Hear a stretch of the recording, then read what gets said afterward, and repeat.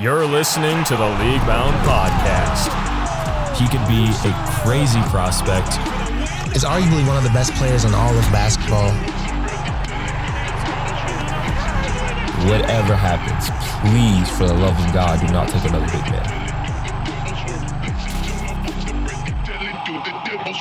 Hello, and welcome to the League Bound Podcast, where we break down the best draft prospects and the rising stars of the NBA.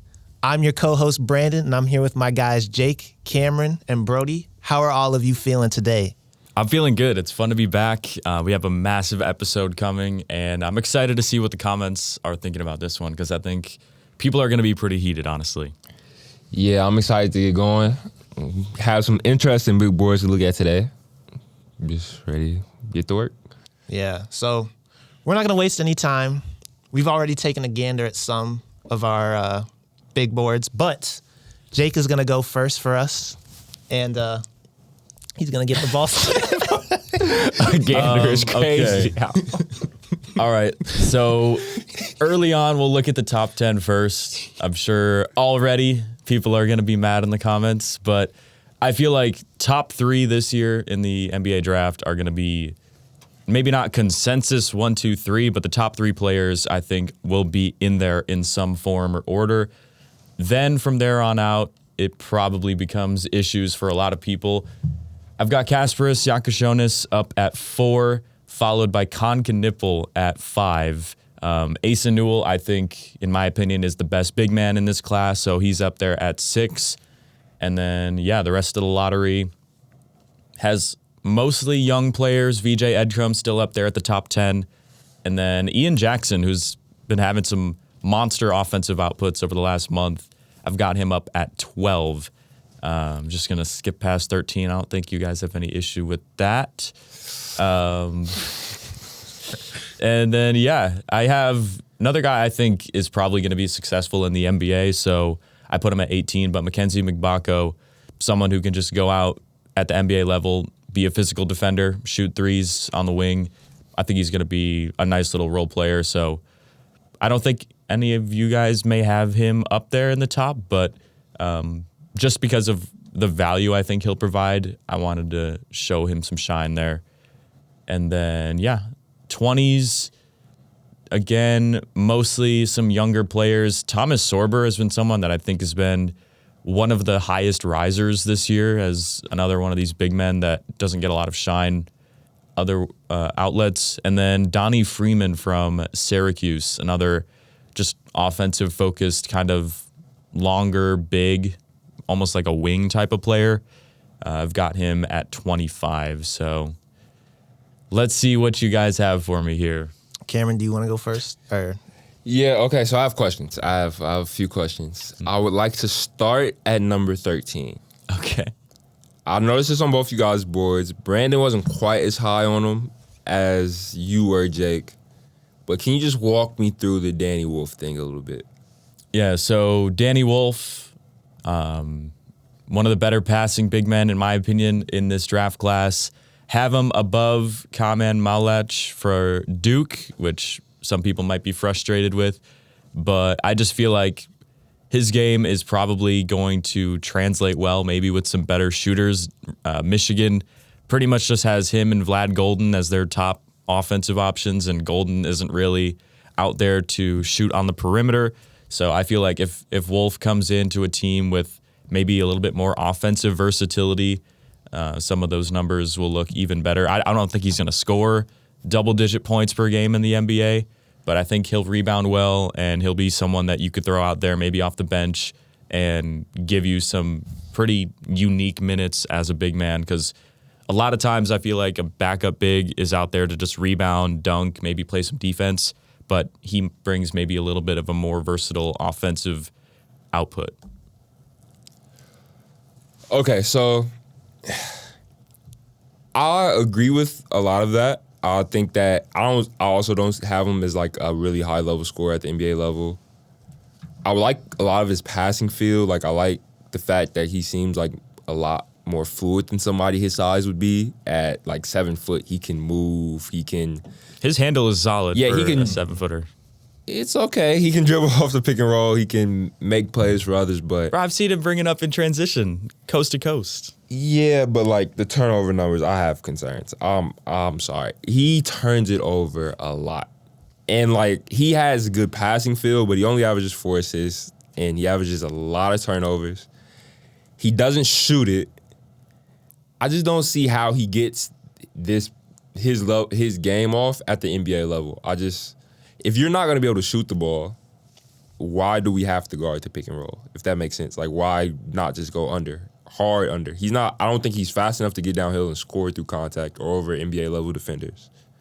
I don't think he shoots it well enough to make people step out. And I feel like if you pose, I feel very little offensive threat, like, to the defense. Why would we leave people to give you open passes, if that makes sense? Like, I think if he doesn't score and he can't shoot. I don't think he's necessarily the greatest finisher. Where does he get his passing off at? Like, I just don't see it, to be honest. Well, he's shooting over 53%. So I feel like with his size, he will probably, if they're not stepping off anyone, he will be able to match up with whoever's taking him one-on-one and maybe utilize that in some way. Maybe the coaching will help with some of his turnaround hook. Maybe that part of his game out of the post will improve. And, I mean, he's already 250 pounds. I don't think he's going to really get bodied at the NBA level. Like, that's LeBron James type weight, and nobody pushes LeBron around. He's not as strong as LeBron, but, like, he's not coming in as one of these kind of offensively skilled bigs that has a handle, but they're, like, 220 pounds, and people say they're just going to get pushed off their spot. I feel like Danny Wolf is pretty solid. He's an older player, so I feel like he's going to translate well, in my opinion. Even if his scoring drops to like 7 points per game or even less than that by a little bit, I don't really think you're drafting Danny Wolf to be like someone who's going to average 15 points per game. You're just bringing him in to be kind of a connector on a second unit. I mean, don't get me wrong. I think Danny Wolf is like, he's perfectly fine as like a flyer. Like, if a team like really just kind of has picks to burn, like, let's say OKC had like a really late first or something like that. Like, I understand that. Maybe like a second round, but like, I'm sorry. Like, if he's a 7 point per game scorer, I can't justify having him at 13. I just don't see what he does well enough to be an NBA level big above some of the other guys that you have him above. Who else do you have him above, if you don't mind me asking? Yeah. There's a couple guys that probably have more offensive upside. Like, I know Thomas Sorber, his post game is really solid offensively. Malach isn't as much offensive skill set, really. It's more the physicality and the athleticism he can bring around the rim. So he can like finish at the rim, but I don't think anyone's drafting Malach to be able to handle the rock like Danny Wolf would. Boogie Flan, I know he's out for the rest of the season, but if a team is looking for a guard, they would probably look at Flan or Traore before a Danny Wolf, but I think just overall I've got him a little bit more ahead of them. I mean, I guess we can look further down as well, but these guys I don't think are really known for going that high. But also on the defensive end too, like, he's just... Brandon, what do you think? Am I being a little too harsh here? I think, here's my thing. Obviously, I had Danny Wolf in the first, well, they haven't seen mine, but I had him in the first round too. I had him more like in the 20 range. But my thing is, with Jake's, and like, obviously I respect his opinion, but I just don't know if I would have put him over some of the guys that he put him over. Like, especially the other bigs, like, just because, even you kind of said, like with Danny Wolf, even though I have him in my first round, I do kind of see him more as a, I guess, second unit type of guy right now. And I feel like especially for Malach, I had him in like my top 10. And to me, I just feel like he's probably the safest bet of all the bigs. Yeah. So I just don't know. Yeah, like, I just wanted to check. So he's averaging 3.9 assists, but he's averaging 3.8 turnovers. So, like, I get he can handle it and he can pass it. But, like, if you're gonna turn it over that much, as somebody who's like this developed too, like I think if he was like somebody his skill set that was maybe like a freshman maybe like a little more lenient is going like higher in the draft, but I think he's obviously not a finished product. We've seen older guys have success, but I think he has a lot of work to do. And to be honest, like I think he needs like 2 to 3 years in the G League to like be like a actual backup NBA big. So how far off do you see Danny Wolf from like an Isaiah Hartenstein right now? I think really, really far. Really far. Like oceans apart. Really? I think Hartenstein is one of the best defensive bigs in the league. He's one of the best rebounders in the league.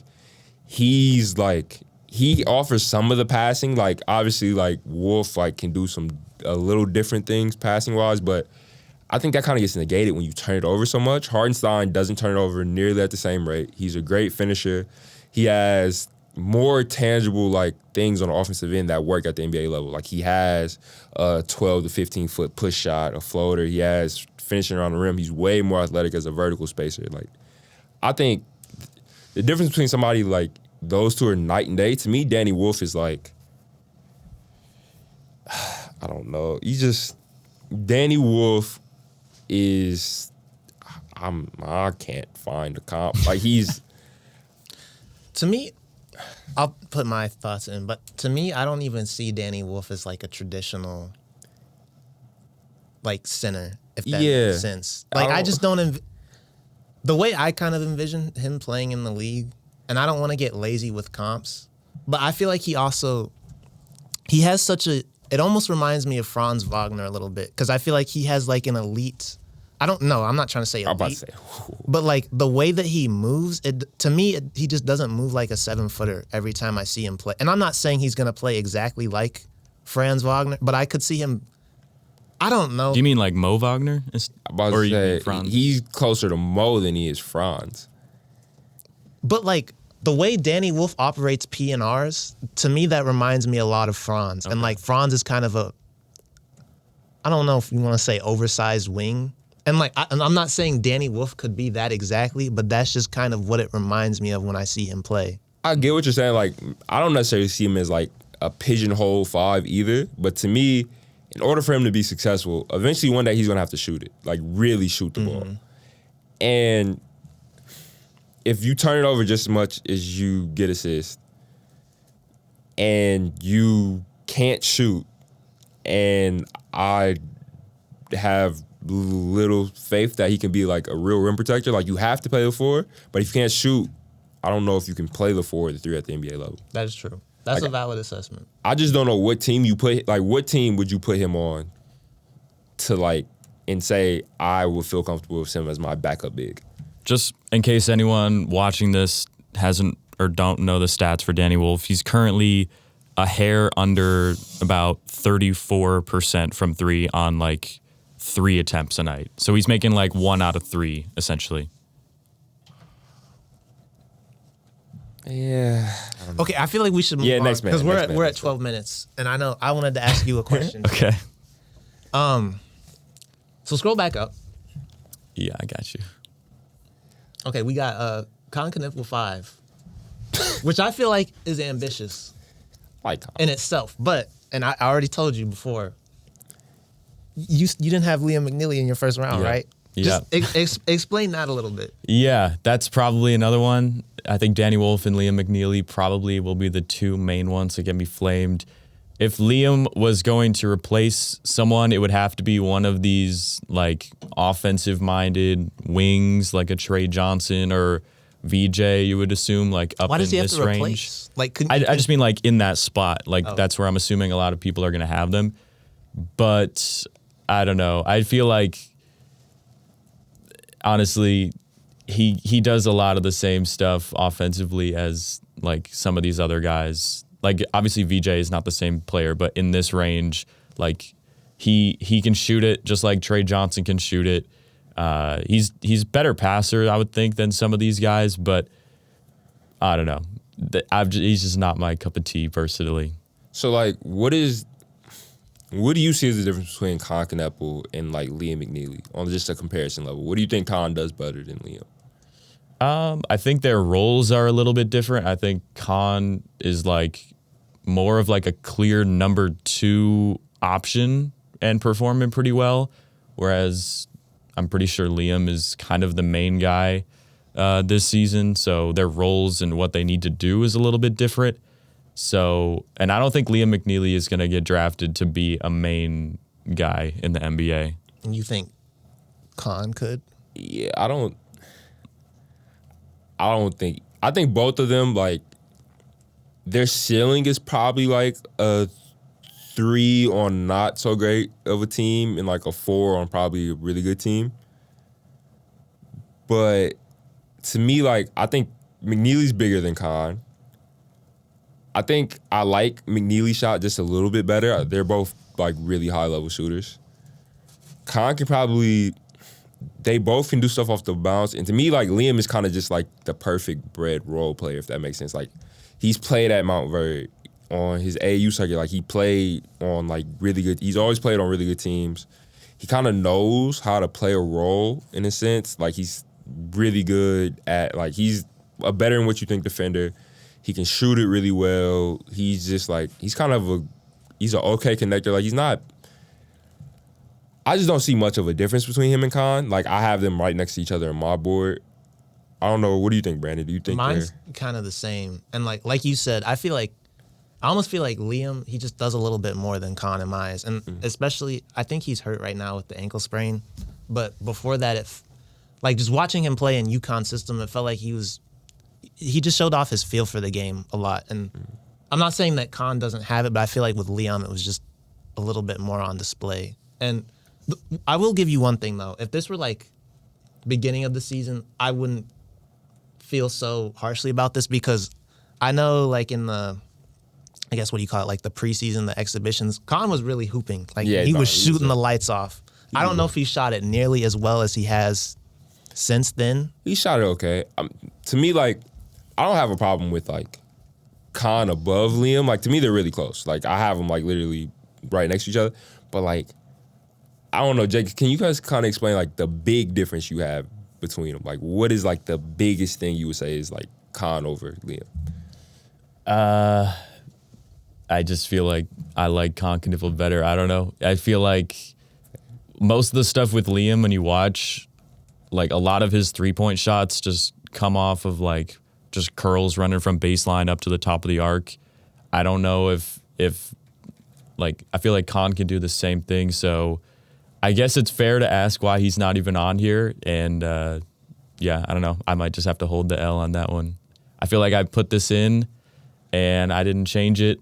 And so if Liam McNeely becomes the biggest guy in this draft class that makes me have like a bad take, I'll just hold the L. But for now, I'm just going to hold on to Con Kneppel up top and Liam not here. Fair enough. All right, so then the final question I have on your board, at least for me, the final question I have is Will Riley. This is somebody I was super high on in my first board. I think I had him in like the top 10, like super duper high on Will Riley. And to be honest, like, he's not on my board currently, but I think I would probably still have him as like probably a top 20 talent, maybe. Like someone who's like super talented. But I just don't think he's coming out this year. I know he struggled at times shooting. He hit a really bad shooting slump in the middle of the season, but he started off like the first game of the season, he was on fire. So can you just explain Will Riley at 10 and what you like about his game? Yeah. Personally, I feel like the slump is kind of one of those things you mentioned in the middle of the season, pretty much when conference play began. I think that was probably his biggest hurdle so far, is adjusting to some of the physicality in the Big Ten. That's something that Kasparis hasn't really dealt with as much. He's pretty much excelled since the middle of the season. But I feel like the talent for Will Riley hasn't gone anywhere. If I had to guess, it's mostly mental at this point. And I feel like if he gets with a good coach, like you said, the offensive talent is clearly there. And once he gets that sorted out, I think he would probably be a guy averaging closer to like 16, 17 points per game if he can adjust a little bit better in, the next few months with training for the draft and maybe getting with some better coaching. Okay, so next up, we got my big board. And just kind of going through it, same as Jake's, Cooper Flagg, Dylan Harper, and then Ace Bailey. I just want to say we got the chance to see Ace Bailey in person. And to me, I think that was probably the game against Nebraska that we saw. I think that was probably one of the most complete games that we had and that he's had all season. And I feel like, to me, that just kind of solidified him going at least number 3. He was solid defensively. Obviously, he hit big shots when he needed to. And he even made some, he showed off his playmaking feel a little bit. Obviously, it's not the greatest thing in the world, but I think the fact that he was just attracting double teams and able to make solid reads out of that bodes well for him. Okay, something got mixed around. Oh, no. For some reason, it said that Trey Johnson was above Yakachonis. But, yeah. Same top 4. And then we got Trey Johnson, VJ Edgecombe. Edgecombe, I must say, he's been a polarizing prospect for me because obviously I really like everything else that he does outside of the, I guess, scoring, you could say. But I feel like the past week, he kind of showed that there was a little bit to like. And obviously his three-point shooting has been kind of a big question mark. But something with him that I noticed in, I was watching the Kashigi videos and I was kind of seeing all of his shot attempts. And I noticed that he's kind of comfortable operating without the ball, even coming off screens, relocating after the shot. And I feel like even if he doesn't have the best stroke right now, I think the fact that he has those capabilities, I think I don't know. I think it could maybe give him a little bit higher of a ceiling. And then if the offense does click and, he does find his way in the NBA, I feel like you just can't ignore the athletic tools that he has and obviously the defense that he brings. Next up, I got Maluach, Fears, McNeely, and Knipple. I grouped together. But then another player I have right after that, Derek Queen. Queen is a guy who I feel like I could have put higher, but at the same time, I feel like I can't ignore the, flaws of his game.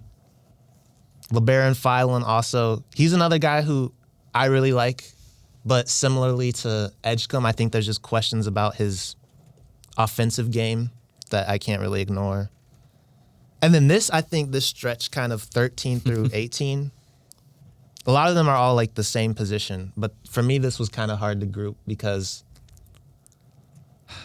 I feel like a guy like Colin Murray Boyles and Thomas with Boyles, our start, I can kind of see the upside, but at the same time, he doesn't have a perimeter-centric game.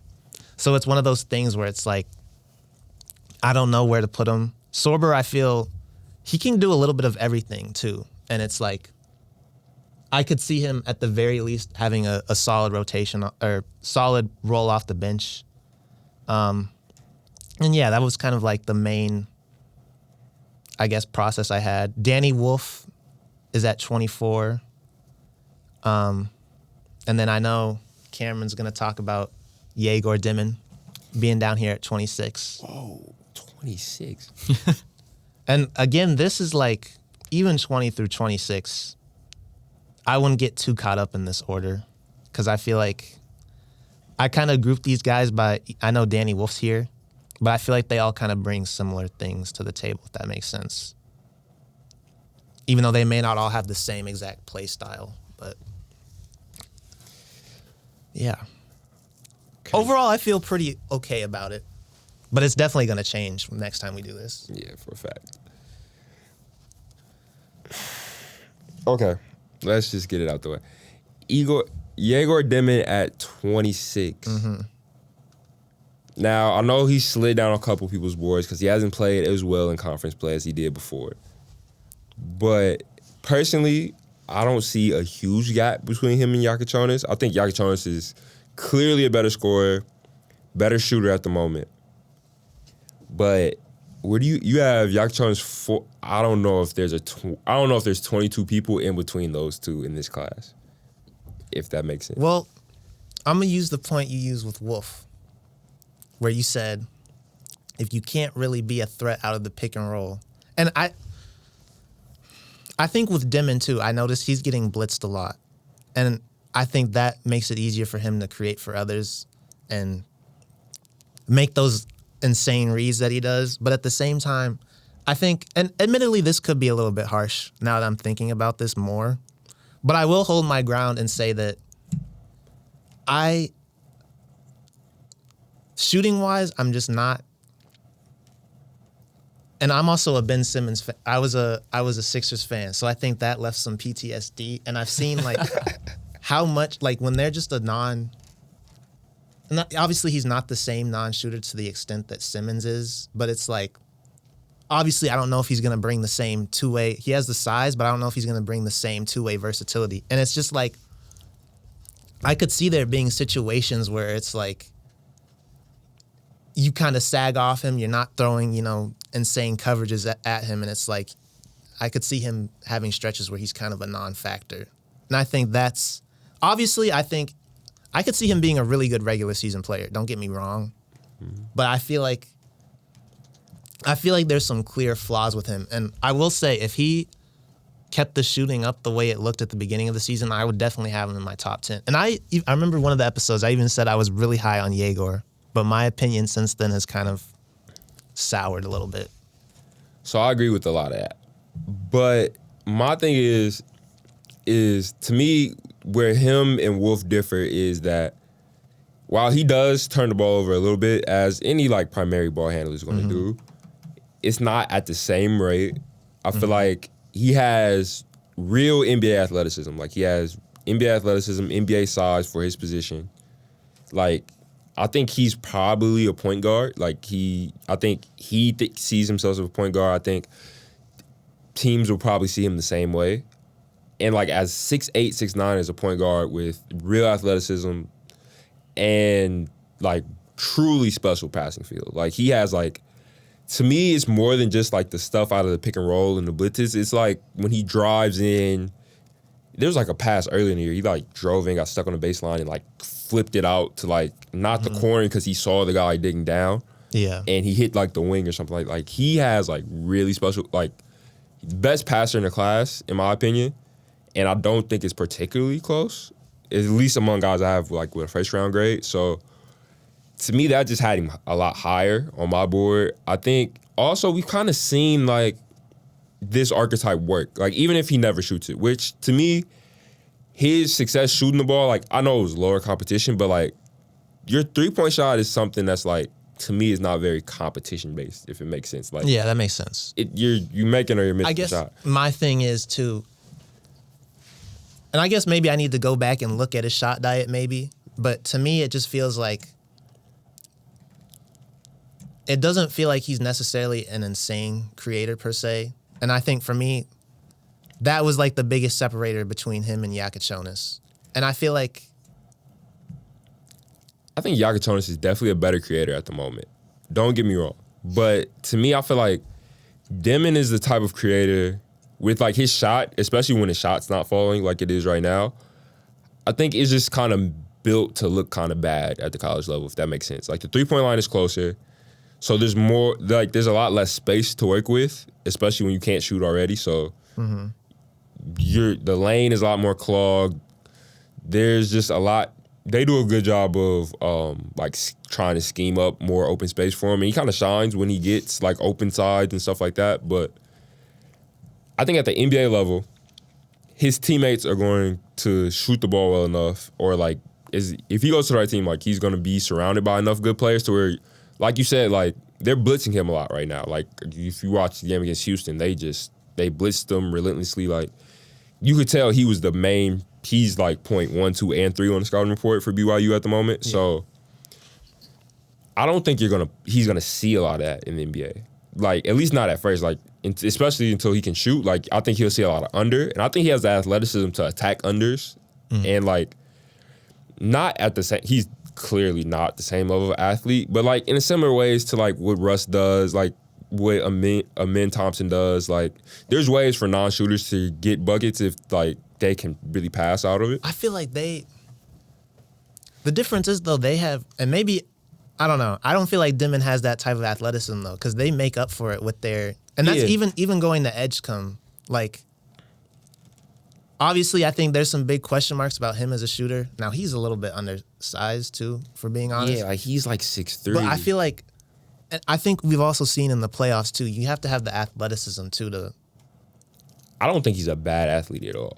To be fair, like I feel like I don't think he is either, but I feel like he's just the average kind of. I mean, I guess him being 6'9", I will give him credit. Him being 6'9" does kind of help. his arms don't look short to me. I feel like he does have some vertical pop. He's not blazing fast, but he has some juice to him off the dribble. I feel like that I think we've seen this work though, is my thing. Like Josh Giddey isn't necessarily an all-star. Mm-hmm. But we've seen Josh Giddey, who I think he's a better athlete than Josh Giddey. We've seen him have some success. Like, obviously, he couldn't stay on the court in the playoffs because he just couldn't shoot. I guess, and that's that's kind of what I'm thinking about, though. Because, I think he could be a great regular season player. But I guess, and maybe this is too harsh, like I said. I kind of acknowledge that. And redoing this, I probably would put him up a little bit more. But at the same time, I still think the concerns I have are valid, and just that I could seriously see he's a great passer, don't get me wrong. But how much of that is going to be a threat if he's not really doing anything else, if that makes sense? I'm going to throw a name out there and like a comp because I'm looking at the comparison in the stats. His numbers compared to a Denny Avdia coming into the draft are similar, except for the assist numbers are like way better. But the scoring's a little bit less. The shooting is worse than Denny Avdia, who even in the NBA level hasn't yet taken that next step as someone who's developed into a strong scoring piece. So does he come into the NBA better than someone like that already, or does he still have a ways to go to even get to Denny's level at this point? I think he'll end up being a better player than Denny Avdia. For one, to me personally, like I know the shooting numbers are bad. Like they're just bad. But I buy the shot mechanics. I think he fixed a lot about his jump shot from just if you go look at their games last summer to where he was at the beginning of the season, especially like he's fixed some things about his jumper that like some of my major concerns. And if I can buy him as a shooter, I think if he ever shoots it with his level of athleticism and ability to pass, I think he's like a surefire like top 3 player, the top 5 player in the class if he ever shoots it. So my thing is probably just more of a bet on him shooting it eventually, especially because we saw evidence of it working at first. Early on, yeah, that's fair. Yeah. And like my thing is when you're changing your jump shot, especially like when you hit struggles right after you change it, like I think there's a little temptation to kind of change it back. Like there's always like it's a process. Like it takes years for guys to like become like really valid shooters. But I think especially more and more in today's league, we've kind of seen guys develop like into good shooters, like guys like Lou Dort, who were not a shooter coming out of college. But if you look at him now, he's almost has an argument for like one of the best shooters in the league. Like he's shooting a great percentage on really high value or volumes. Are you counting on Lou Dort to like? I feel like the shots for Yegor Demon would look different than Lou Dort, who's catching and shooting on the perimeter, because with his playmaking ability, you don't want Yegor just catching and shooting all the time. You want him to handle the ball and shoot off screens, no? I mean, eventually you would like for him to get off the screens. I don't know if I'm willing to go that far that he'll ever be that level of shooter to where he can just come off the screen and pull consistently. But my thing is, you just have to make people guard you. So, like, even if he's not the biggest come-around screen shooter, I think you can subvert a lot of stuff like that especially because a lot of guys in the NBA, they play drop coverage. So if he can get like a mid-range, if he can get a floater, like I don't necessarily need you to be the best three-point shooter to be effective in the pick and roll. But if he can make the open three, as in like he gets off the ball to his teammate and his teammate drives and kicks it to him, if he's a threat, then I think it makes it harder to play him off the floor in the playoffs. Like I think Josh Giddey got played off the floor in the playoffs because teams just didn't respect the three-point shot enough. I think if he can ever make it respectable, I think his level of passing is even above where Giddey's is, and Giddey is a like really good passer. So I just think it'll be hard to play him off the court if he ever shoots it at any type of respectable level. I mean, if you feel strong about it, you can talk about Traore at 27, but if it's just like that's just how you feel, then you can let it go. I'll talk about it because he was obviously somebody he was supposed to be up kind of where Yakachonis is. But for me, like just watching some of he really struggles to finish at the rim, I've noticed. Like especially when he's like in traffic. And I think also, obviously it can be worked out, but he takes a lot of long twos. And obviously with him being like a 6'4" guard, I don't know if that's really going to be something that he can get away with in the NBA. Unless, teams are an extreme drop maybe. And it's not like he's got an insane in-between game to me. I think for me, it's just, I look at some of the other guards in this class, and I feel like they are a safer bet than Nolan is, to be honest. And in a weird way, I can't fully justify it, but there's something. It's just like watching his games. It just doesn't feel. I don't know. It just doesn't feel safe to me. There's definitely sometimes like I watch him, and even like when he has like good games, sometimes they don't feel very impactful. Like I just don't know how much of it is his fault and how much of it is like the team construction. Like I feel like that team is not really constructed the best to show off what he does best. So it's like, I don't know. I feel like we all, like people had him like top 5 going into the year. I did too, yeah. His year has been bad. I just don't know if it's been as bad as a lot of people have it. Like I've seen people have him like not even in the first round. I don't know if it's been quite that bad of a year, but it has been a struggle at times. I will say, I think he's also, even though this is a big board, I think he's going to go higher than this. Just because there have been a few insiders who have said that like scouts are still pretty high on him. So realistically, I don't expect him to drop this low. And I guess I could even say the same for Yegor. But Nolan, to me, it's just, I feel like there are other guys who are even more appealing to me, like Boogie Flan, for instance. Yeah. And I know could be a hot topic, but I don't know. I think Boogie's, even though he's kind of a smaller guard too, I think there's more to like with Boogie from what I've seen. And I know I don't want to use this against them, but with Nolan, he was going off in like those U18 games. Now he's kind of like leveled out against, I guess, professional competition. Yeah. And he's playing in the top league in France. So, I mean, I don't know. That one, again, I could actually see that kind of turning around. And like I said, I think he's going to go higher than that in the draft. But that was kind of my thought process for putting him there. All right, so I do have actually one more question about somebody I seen on your board. You have Colin Murray Boyles at 14. And this is a player that I kind of struggle evaluating.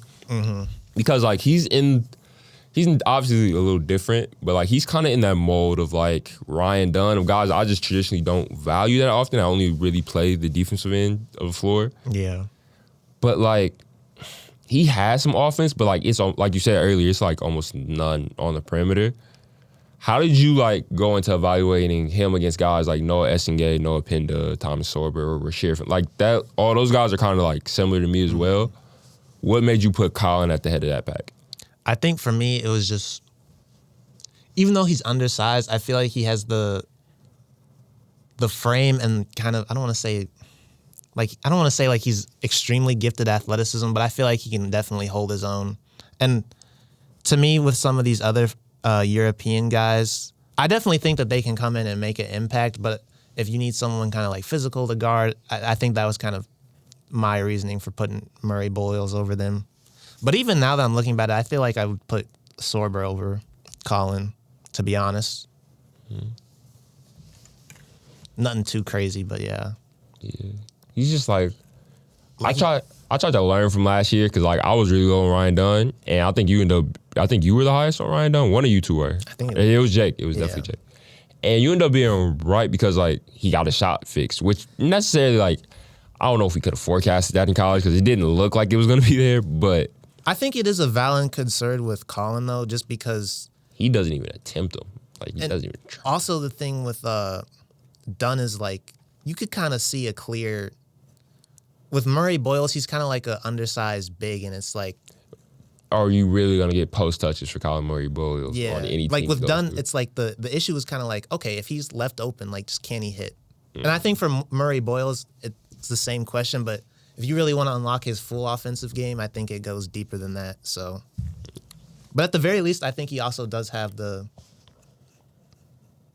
even though he's undersized, he does have kind of the frame and the skill set to hold his own, I guess, down low if he ever is in that situation. Maybe operate off pick and rolls too. So, like, I'm scared that I'm maybe a little too low on him, just because like guys like Lou Dort and stuff are kind of changing the way I look at prospects, because like I remember like he was not a great shooter, especially at the beginning of his career. But if you tell me I can draft somebody who's like really specially defensively, and like I just have to wait 4 or 5 years, especially if I'm like a team that's already bad, and like maybe this is like my second pick in the draft. yeah. I'm not against taking the really special defensive player if you tell me there's hope for them to be a shooter. It's just hard with Colin because he doesn't even really attempt them. Yeah. I think one thing that does save him, though, is even though the perimeter game isn't his strong suit, he's not necessarily one of these, like, crazy shot takers when it's not in his game. Like, it's hard to find a box score for him where he's under 50%. Like, he knows how to pick his spot, and maybe that efficiency, even though the points might drop in the NBA, at least the efficiency you would hope doesn't all of a sudden fall from, like, 60 to 38 because he's taken shots out of his comfort zone. Yeah. Well, it's harder too because like some of the shots he takes is like, are those going to be there for him in the NBA? Like at 6'7", are you going to get those post-up opportunities or duck-in opportunities like against better athletes, guys similar size who like move better than you might at this point? But I don't know. That's just somebody I had issues evaluating. No, he was hard for me to evaluate too, even though I had him 14, but I was still kind of struggling on where to put him, quite honestly. Even Asa knew a little bit. I know you guys were higher, but yeah. To me, honestly, like outside of like maybe the top 6 or 7, like this, I think we might have oversold this as like a really great draft going in. Like this draft, I'm also not as low on it as a lot of people are. Like I've seen a lot of people say they necessarily can't find players to go in the first round. Like there's a lot of guys I wouldn't mind taking in the first round. I just wouldn't be in love with them as like a first round pick. It's just, I don't know. It just definitely seems like more of a crapshoot than what it felt like this time a few months ago. No, I kind of agree. Like even after Yakachonis, to me, it just feels kind of like, because I put Trey Johnson 5, but I wasn't confident like I feel like there's like serious questions about like even really starting at Ace Bailey at 3. It's like there's serious questions about a lot of these guys. Like Cooper and Dillon to me have answered a lot of their like more bigger questions. Like Cooper has shot it really well. Dillon has played like within himself, and he shot it better than some people thought he would. But like Ace has some serious questions to me. Kasparis, the turnovers scare me. Trey, the shot diet scares me a little bit. Like there's VJ small and doesn't really create off the dribble. It's, to me, like all these guys have some significant questions, but like also they're like at the same time they're only a few steps away from like really putting their game together. Yeah. Do you want to show your big board now? Yep. Okay, so my big board, just like everybody else, at the top 3, I have Cooper Flagg, Dylan Harper, Ace Bailey.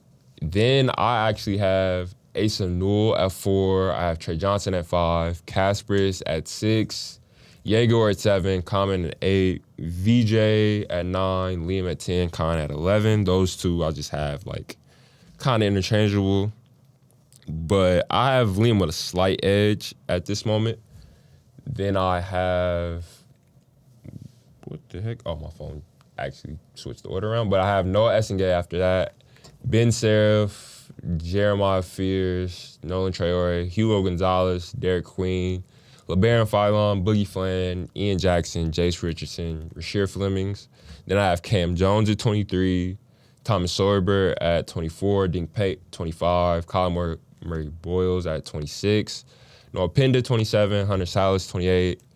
I have JoJo Tugler actually at 29, but he wasn't available on Fanspo to put there, so I just had to write him in. I have Adu Thiero at 30, and then my next 2 guys out were Alex Caravan and JT Toppin.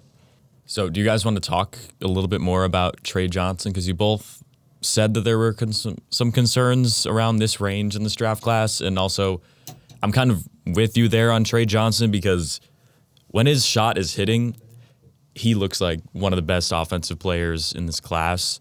But there's times where like he's just chucking up a three from 28 feet out with 15 on the shot clock, and you're asking yourself, what the hell's going on with this? Yeah, to me, like Trey, I feel like he's one of the guys I necessarily don't think will have the same role they do in college as they do in the NBA. Like Texas kind of looks to him to be kind of like a primary scorer or like create a lot of his own stuff off the dribble. And I think at least at first in the NBA, I don't think that'll be Trey's role. To be honest, I think he'll be a little more of a catch and shoot player, which I think his jump shot is really, really good. And I think he'll adjust to that. And personally, like the reason why I have him above guys like Khan and Liam is that I feel like there's a little bit more juice off the ball for him. And if he's going to be relegated to like a similar role as they might be in the league, I'd rather have people in that role that can also get theirs off the bounce, if that makes sense. Like, I feel like even if he's not allowed to do it at the same level he is at Texas, the fact that it's there is a little bit encouraging to me. That fact that he can go off and can go get his own is why I have him a slight notch above them. To be honest, after like 3-4 to like, I would say maybe like 11 are like kind of the same grade to me. Like they're probably 12. They're probably all within like interchangeable range to me. Trey above Kasparis is something I struggle with a lot because I like Kasparis and I might like kind of depending on the day I have flip-flopped them around a lot, but I've just kind of Trey Johnson's just one of my more favorite players in the class. I really like his game, and I feel like I can see his role in the NBA, and I think he's like a really good 3 or 2 on a team. I think something that's concerning to me about Trey Johnson is the rebounding because he's so long and athletic where like 3 rebounds a game is just not going to get it done as like a starting small forward in the NBA, I feel like. Yeah, I think he'll be more of like a 2, to be fair. Isn't he like 6'9" though? No.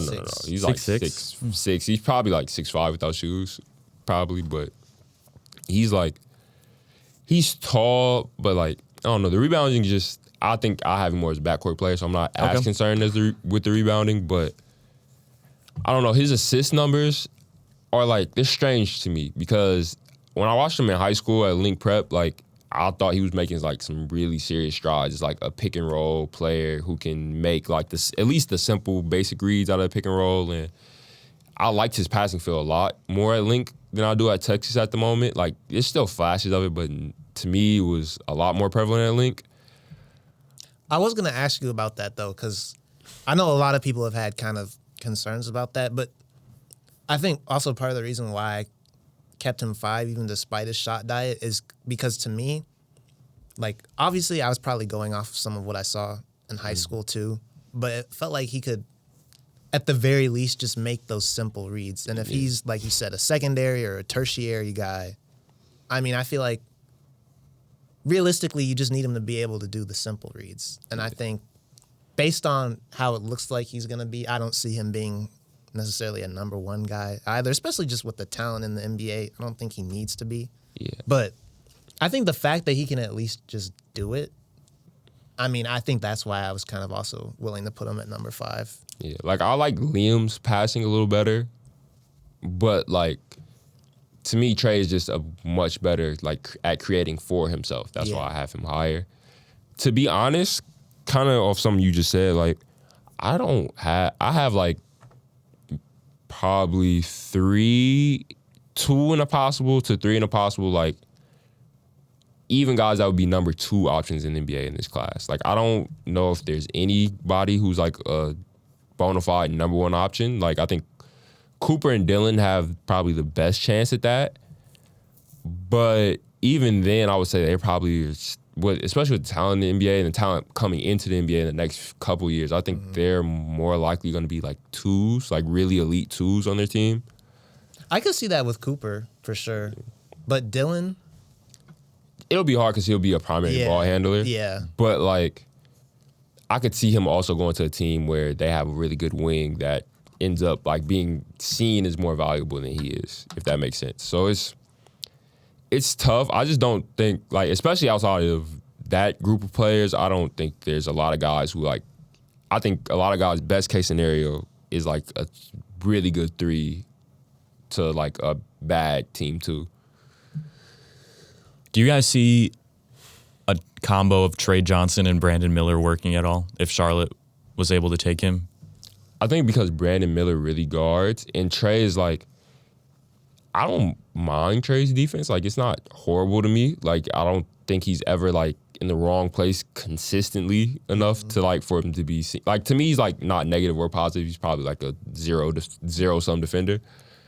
So like, it's rough because LaMelo's negative and negative with the zero-sum with a positive. Like, it's a different backcourt, but they have size, and I really like their coach over there. So I don't think that's necessarily the worst scenario for him, but.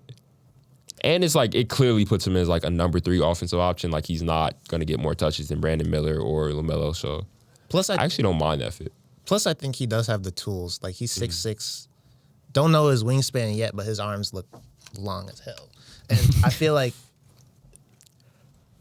you said, I really like their coach over there too. Like, I don't know if you guys have seen those YouTube videos that they do, but those, like, you really see the culture he's building. But I feel like Charlotte would honestly probably be, and I'm just doing this off the top of my head, but I feel like that'd probably be one of the better places for him, honestly, because you have a clear guy like LaMelo.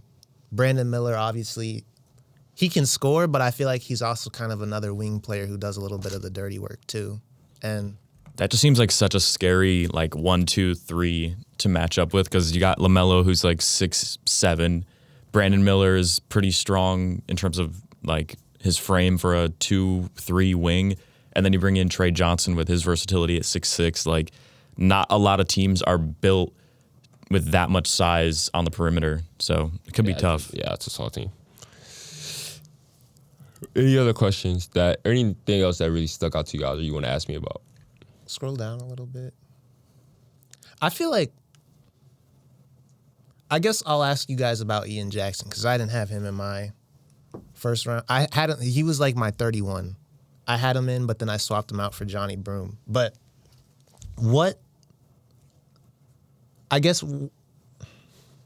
just walk me through that, I guess. Okay, so to me, him and like VJ are really interesting guys to me. Like, they're both like, at this moment, they're off-ball, really athletic guards. To me, what ended up putting Ian Jackson, because like I said, like, from like 13 down to 30, like, a lot of those guys are interchangeable to me. Like, a lot of positions are kind of fluid, but what ended up getting Ian, like, in my first round is that he's actually shot the ball pretty decently from beyond the arc. And, like, I don't think he's necessarily the playmaker yet that he's can be. Like, I feel like it's almost the opposite of what we were talking about with, like, Yegor, in a sense. Is like, to me, he scores it he's shown the ability to score the ball and, like, draw attention to himself. And I think with that, eventually the playmaking feel will come. Like, it's not like his feel is awful, but, like, right now the numbers are bad. Like, the assist to turnover ratio is pretty bad. Yeah. But I also think that's a function of the role with just so many guards at North Carolina. Like, That's fair. RJ Davis, Elliot Kiddo, Seth Trimble, Ian Jackson. Like, it's just a log jam of guards, and he's not really getting a lot of time to play on ball. So I feel like his athleticism with his size at his position and his, like, numbers that kind of shocked me when I looked them up the other day. I was like, I actually had to go back and, like, watch a couple, like, whoa, he's shooting 30. I think it was like 37 or something. Like, he's shooting a lot better than what I thought he was. So No, that stretch was like late. yeah, he's shooting 37.4 on 4.8 attempts. So, like, if he's going to shoot it at that level and be this athletic, I think the defense isn't atrocious. Like, I think he has, like, I don't necessarily value him that much as, like, an off-ball defender, but I think he has, like, the try, at least, is there on ball-wise. So, Yeah. I like him as a player. I think he's somewhere in this range. It's hard to place some of these guys. Plus, I feel like realistically, him being a freshman, even though he is right now, I guess, kind of in that late first round area mostly from what I've seen. I feel like he'll still probably end up going this year. And plus, I did kind of forget a little bit about how much of that tear he had been on late December. Mm-hmm. It's interesting, like someone like Will Riley that we were super high on, the way that he's kind of tapered off as the competitions got better. But with Ian Jackson, his best performances have been as the talent has gotten better in competition. So I feel like that has to play in favor for him in terms of his potential going forward, because obviously it's going to get way harder in the NBA. Yeah, he's like, also it's like kind of a role thing too. Like I think Will Riley is like kind of in the wrong, that's not the wrong role, but he's like in a different role than I would like to see him in Illinois. Ian Jackson's kind of in that same position, but I think they've kind of made a concerted effort. Like, okay, this is one of our better players, even with all the talent we have in this backcourt. We didn't recruit him here to kind of just sit the bench and not really get in and make an impact. So they've kind of like fed him the ball a little bit more than what they were at the beginning of the season. I think that's kind of where you've seen the numbers increase. And something interesting about Ian Jackson is he doesn't really get to the free throw line as much as you might expect for someone who's got such like quickness in the lane and someone who can get to the rim.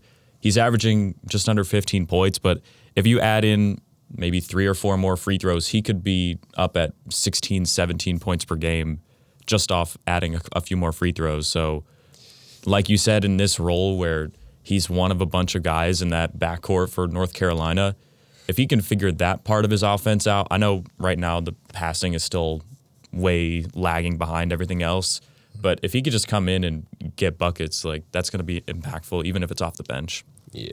Some other guys I kind of want to talk about really fast. Can you scroll up to VJ Edgecombe? He's been a struggle for me consistently throughout this process because like he's someone I was like super high on after like watching like him play with the Bahamas and stuff like that, and some of those practice footages and stuff. Like he's extremely competitive. He's a dog on defense, but he has some like flaws in his game that worry me. One, his size. He's definitely not 6'5". I don't think that's true. Watch us be saying this whole year, and then like the combine, 6'6". 6'6", no shoes. We're gonna be like, what? He doesn't look 6'5" to me, at least when I watch him. He's still a good defender, but his jump shot, he's actually shot it better than what I thought when I went and looked at the numbers. Like he's been shooting it better lately, so that's promising. But his left hand is still a question, and I don't know did you guys see his 30-point game the other day? Yeah, against K-State.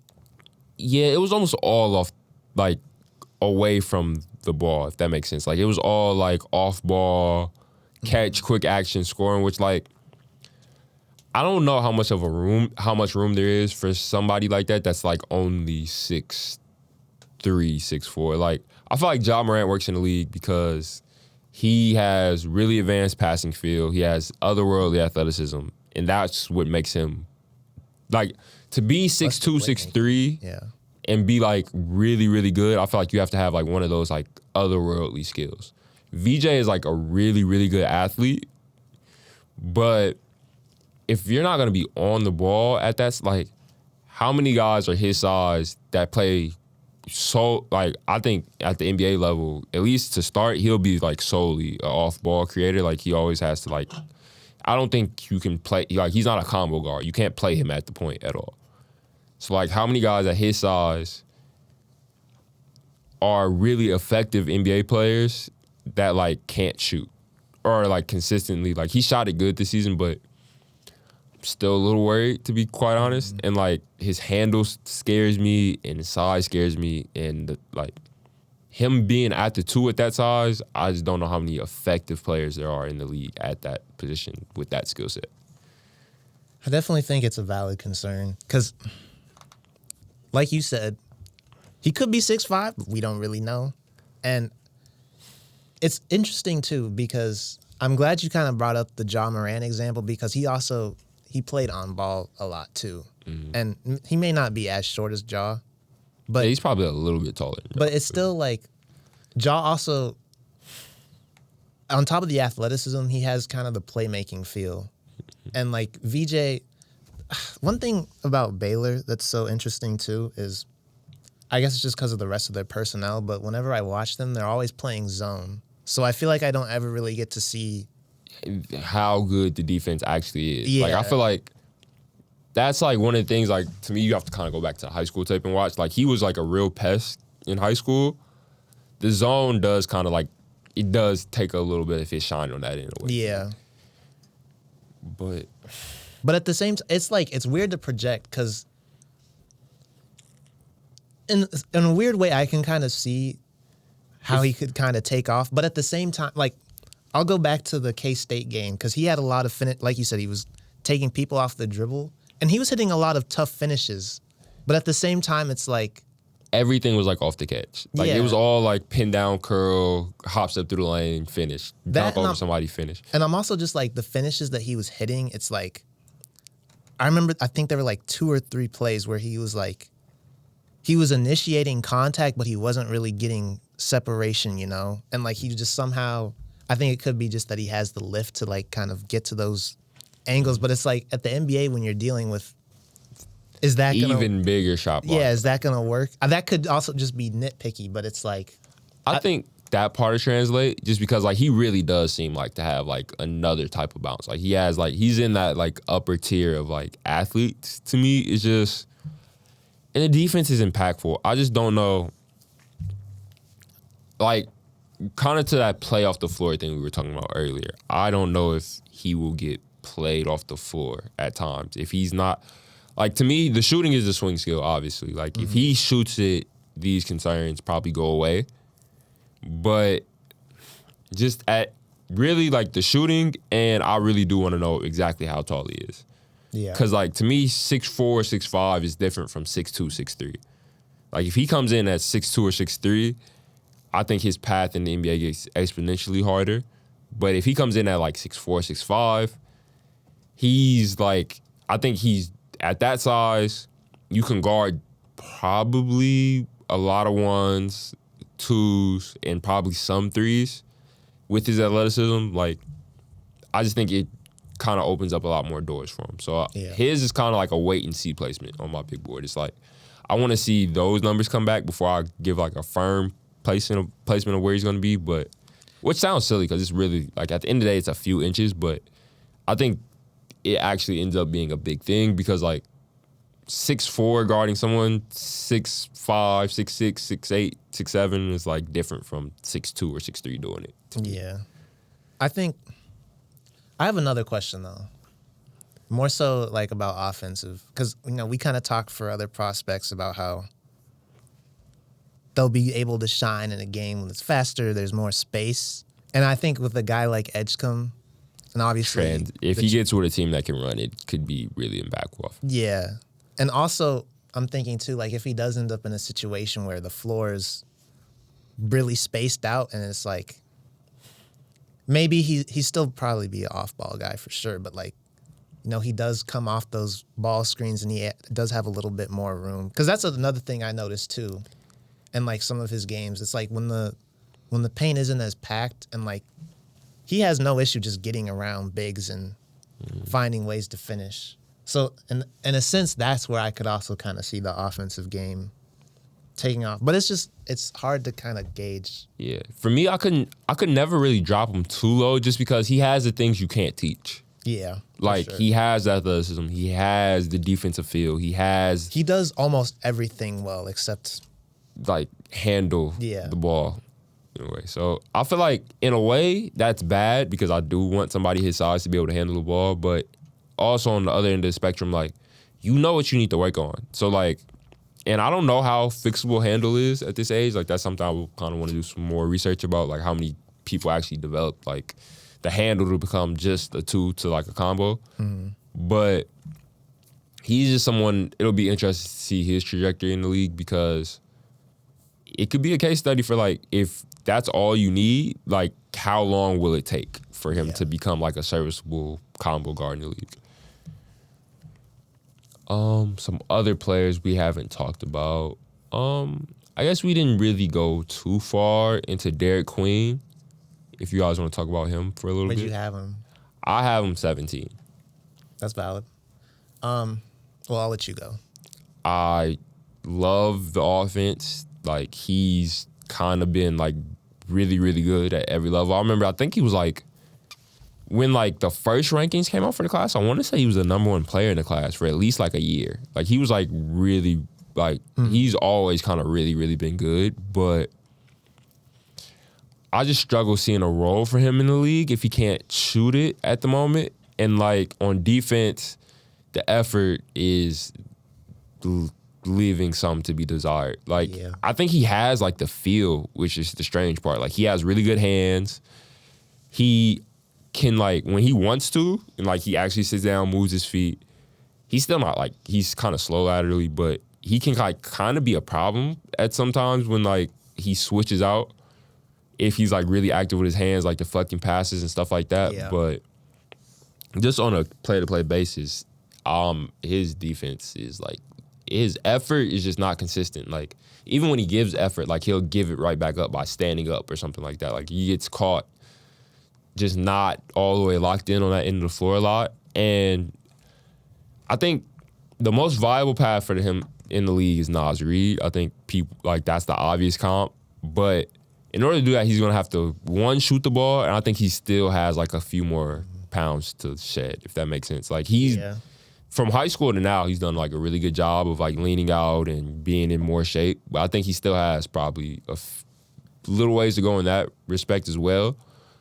Because I don't, like, kind of like we said about Danny Wolf, I don't see him as a 5 in the league. Like, I see him as, like, if he's going to stick in the league, I think he'll need to be a 4. I agree. I think, for me, like you said, the defense is kind of the biggest question mark. Also, I can't ignore his skill, though, because I feel like he gets a lot of comparisons to, like, a Zach Randolph, which I definitely see. He has, like, everything. He has the hook, he has the drop step, he has all the little shoulder bumps, the passing feel. Like, he has all the tools. Yeah, and that's the offensive skill. Like, I honestly wanted to put him higher on my big board, but I couldn't ignore the other aspects, and, like, he's not really a great athlete, I guess. But to me, I think we've also seen other, like, take Sengun, for instance. Like, I feel like he could have kind of a, I guess, I think he could have the potential to be, like, a better individual shot creator, if that makes sense of what I'm trying to say. But not necessarily from 3, but maybe, like, from the post, kind of in that. I feel like he surprisingly has a decent mid-range game, too, which is something. It's not awful. Like, he's not bad. It's something that kind of threw me off when I was watching him. But it's hard to gauge, though, because at the same time, I feel like, to me, the red flags on, I guess, the defensive end, and maybe I just need to go back and look more. I feel like that could greatly determine, like, whether he's playing a role as a starter or if he's just kind of coming off the bench being another. Obviously, Naz Reid is like a 6-man, but he's a guy who could easily come in and, you know. There's, like, probably half the league he'd be contending as a starter for.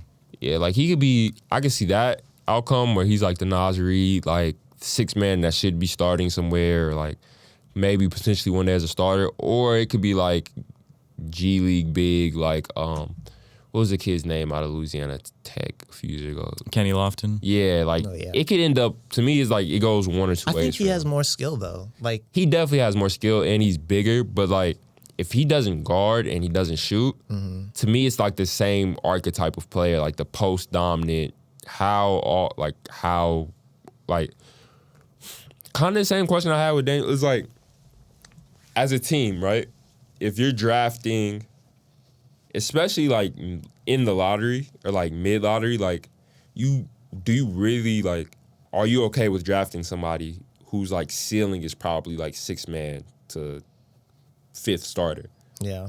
And whose floor could be as low as, like, out of the league in a few years if he never figures it out on the defensive end. Like, it's just, he's one of the players that, like, scare me, but, like, I'm really in love with what he does on the offensive side of the game. So it's, I don't know. He's also one of the tougher players to evaluate. Really, this whole class is just kind of I don't want to say but it's like, I don't know if I feel maybe not but meh. It's like I don't know if I feel confident in like placing them here. Whether like with Queen, it's kind of different though because I feel like he definitely has the upside, but there's also like I think equally as many question marks. And I think you could kind of honestly say that with a few guys, but it's like this is definitely going to change for all of us. Oh yeah, I imagine. I feel like I can see him going higher up my board, especially if he like starts to lock in on that side of the ball, like. Because the shooting, I think, like I said, like it's something that I'm coming around to, like maybe that'll be fixed. Especially like the higher I think a person's like ceiling is, the more I'm kind of willing to forgive shooting. If like, because we've seen guys just develop shots over the last few years. Like even Herb Jones is like a decent shooter now, like a really good shooter now actually. But I don't know. Thanks for watching League Bound. If you enjoyed this clip, subscribe to our channel to never miss our takes. Check out our full show right here on YouTube, Spotify, or Apple Podcasts.